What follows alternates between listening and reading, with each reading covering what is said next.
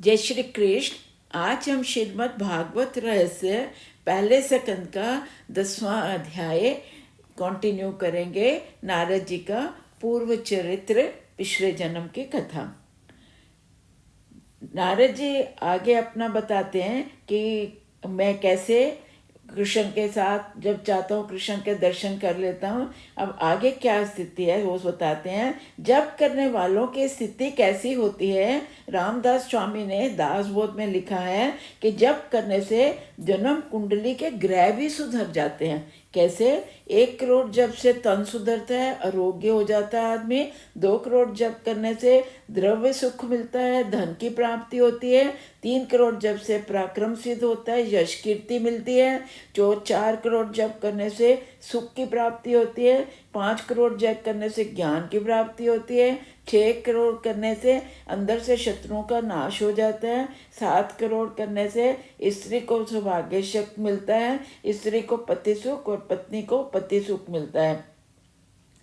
8 करोड़ जप करने से मरण सुधरता है, अपमृत्यु टलती है और मृत्यु का स्थान भी सुधरता है। 9 करोड़ जप करने से इष्ट देव की झांकी होती है, अपरोक्ष अनुभूति होती है। 10, 11, 12 करोड़ जप करने से संचित प्रारब्ध और क्रियमण कर्म जल जाते हैं। 13 करोड़ जप करने से भगवान के साक्षात दर्शन होते हैं।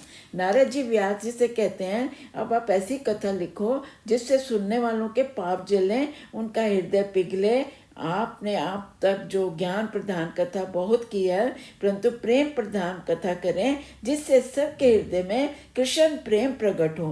कथा का तात्पर्य नारद जी ने बताया है, कथा सुनने से प्रभु के प्रति प्रेम जागे और संसार के प्रति वैराग्य जागे तो कथा सुनने के लाई जाएगी, नहीं तो कोई फायदा नहीं कथा सुनने का। नारद जी ने व्यास जी को आज्ञा दी कि कृष्ण प्रेम में लीन होकर कथा करोगे तो आपका और सबका कल्याण होगा। व्यास जी से कहा, आप मुझे ऐसी कथा सुनाएं। नारद जी कहते हैं, आप ज्ञानी हैं, अपना स्वरूप भूले तो नहीं है। आप समाधि में बैठें, समाधि में आपको जो भी दिखे वही लिखिए। बहिर्मुख इंद्रियों को अंतर्मुख करके समाधि लगती है और ईश्वर की प्राप्ति हो जाती है। ईश्वर के साथ एक होना, ईश्वर में लीन होना ही समाधि है। इसके बाद नारद जी ब्रह्मलोक को चले जाते हैं। अब व्यास जी ने प्राणायाम से दृष्टि को अंतर्मुख किया और हृदय गुफा में बाल कृष्ण के दर्शन हुए, सब लीलाओं के दर्शन हुए, नारद जी के स्वरूप का भान हुआ। उसके परिणाम स्वरूप व्यास जी ने श्रीमद् भागवत पुराण की रचना करी। भागवत में तत्व ज्ञान भी बहुत है, परंतु प्रेम प्रधान है, भक्ति प्रधान है। इसके प्रधान विषय हैं। दूसरे पुराणों में ज्ञान कर्म आचार धर्म प्रधान है, परंतु भागवत पुराण में प्रेम और भक्ति ही प्रधान है। वाल्मीकि रामायण आचार धर्म और प्रधान ग्रंथ है, जबकि तुलसी रामायण भक्ति प्रधान ग्रंथ है। वाल्मीकि जी को अपने जन्म में कथा करने से तृप्ति नहीं हुई, भगवान को मंगल में लीला का, कथा का भक्ति से प्रेम पूर्वक करना रह गया था, इसलिए उन्होंने कलयुग में तुलसीदास जी का जन्म लिया और उन्होंने रामचरितमानस लिखा। जब तक जीव और ईश्वर का मिलन हो जाए तब तक भागवत रस का पान करो। वेदांत सब कुछ त्याग की आज्ञा करता है, जबकि संसारियों से कुछ छूटता ही नहीं।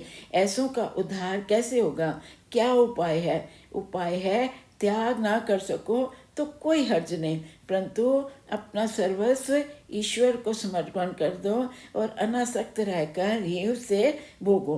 कलयुग में लोग भोग परायण होंगे, उनके योग प्रवृत्ति नहीं हो सकेगी। उनके लिए करुणा करके व्यास जी ने भागवत शास्त्र लिखा। भागवत खास करके संसारियों के लिए है। यहाँ हम 10वें अध्याय यहाँ पर पूर्ण होता है।